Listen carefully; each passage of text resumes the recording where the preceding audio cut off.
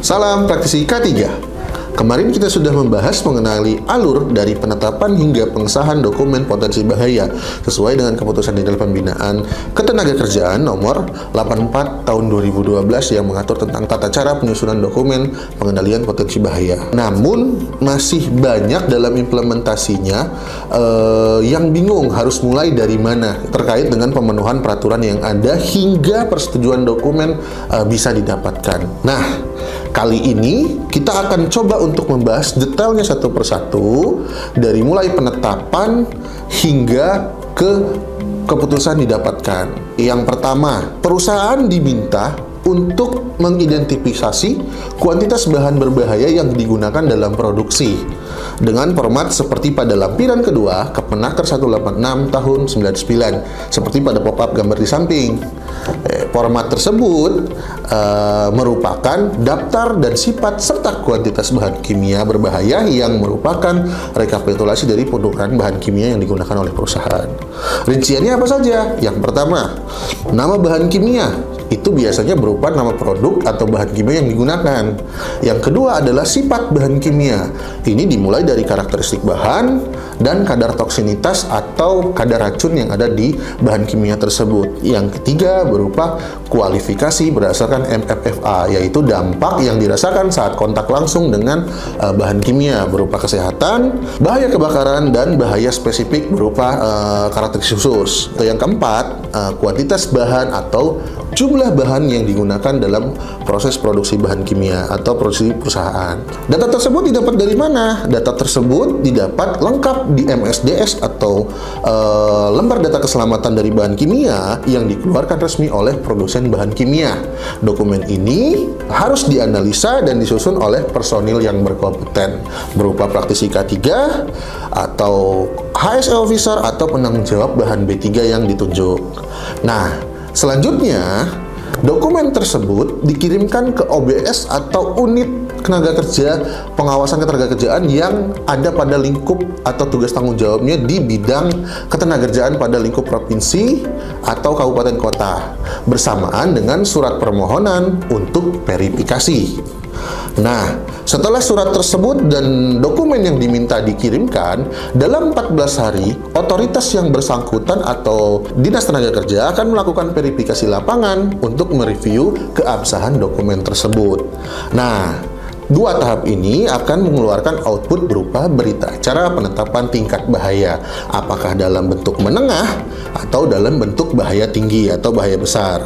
Jadi, berdasarkan berita itu, perusahaan akan mulai menindaklanjuti persyaratan apa saja yang disusun atau yang dibutuhkan untuk menindaklanjuti hasil berita acara tersebut. Seperti sesuai gambar pop-up di samping ya, untuk persyaratan bahaya menengah dan bahaya besar, seperti itu. Kita ambil atau kita jelaskan detailnya langsung ya, karena ini berkaitan dengan pemenuhan persyaratan untuk dokumen potensi bahaya besar. Oke, kita ambil yang potensi bahaya besar saja.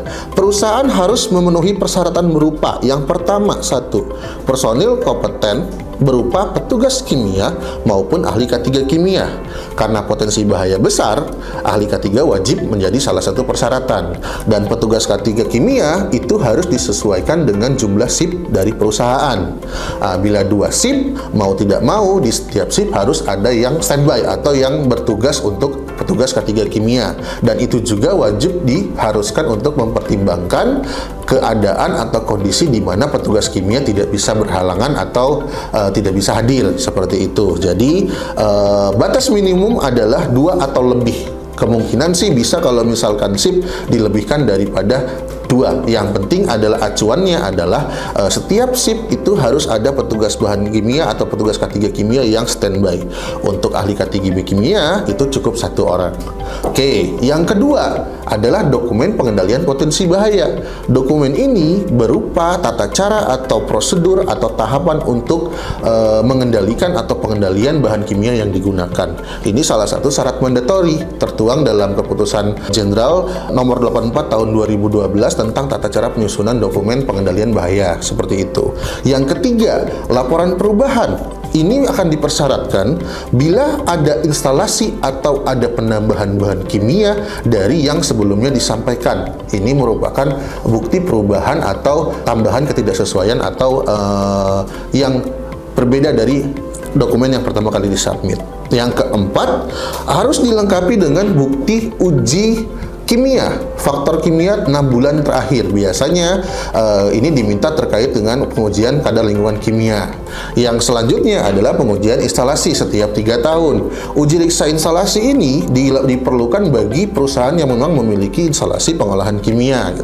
Nah, itu diperlukan untuk memastikan bahwa peralatan tersebut memiliki surat layak operasional dan layak fungsi setiap 3 tahun. Yang keenam, itu berupa hasil medical check up tenaga kerja yang bekerja di perusahaan. Ini merupakan tata cara atau dokumen yang diperuntukkan untuk mengetahui bahwa paparan kimianya tidak berdampak pada kesehatan pekerja. Keenam dokumen tersebut disubmit atau dikirimkan ke otoritas berwenang setempat, yaitu unit tenaga kerja atau unit pengawasan ketenagakerjaan pada lingkup kabupaten dan kota atau provinsi, dan bidangnya adalah terkait dengan pengurusan atau bagian pengendalian bahan kimia, seperti itu, bersamaan dengan surat permohonan untuk verifikasi. Nah, setelah dikirimkan dan dalam tahap verifikasi ini sedikit berbeda dengan proses penetapan dari tingkat bahan kimia, yaitu proses verifikasi dilakukan dalam 2 tahap dalam proses persetujuan dokumen. Yang pertama berupa verifikasi dokumen dan lapangan. Ini dilakukan seperti saat penetapan tingkat bahaya, yaitu dokumen verifikasi dokumen dan verifikasi lapangan untuk menyesuaikan keabsahan dokumen.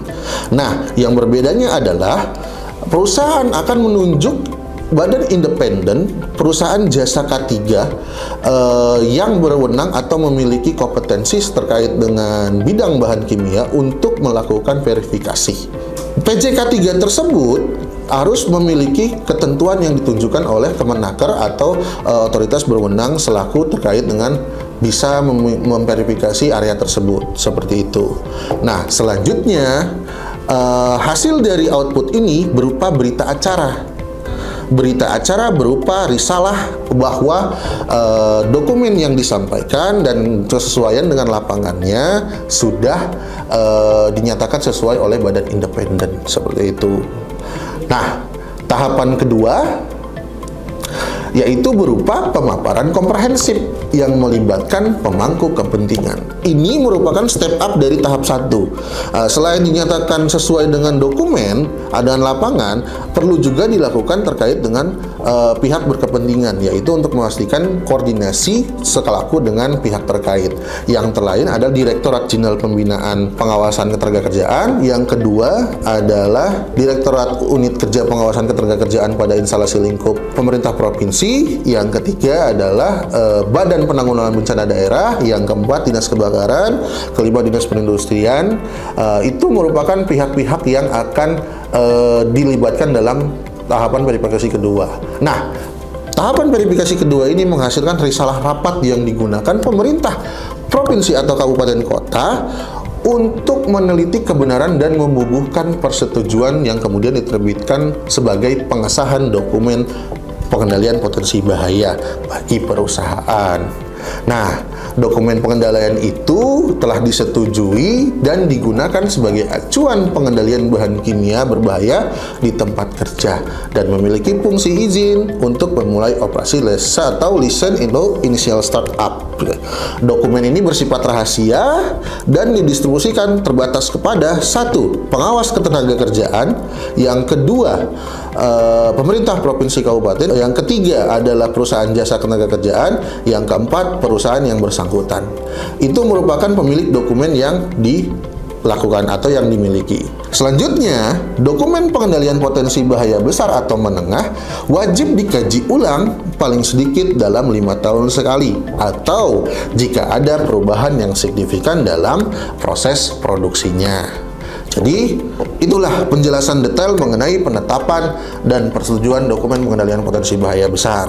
Tahapan yang panjang hingga selesai, namun itu diperlukan untuk melindungi semua aspek terkait perusahaan, mulai dari bisnis, K3, lingkungan, untuk bisa diharapkan bisa menjaga agar penggunaan bahan kimia dapat dikendalikan. Jika perusahaan Bapak Ibu ingin membutuhkan konsultasi terkait, bisa menghubungi serta sistem consulting. Salam praktisi K3.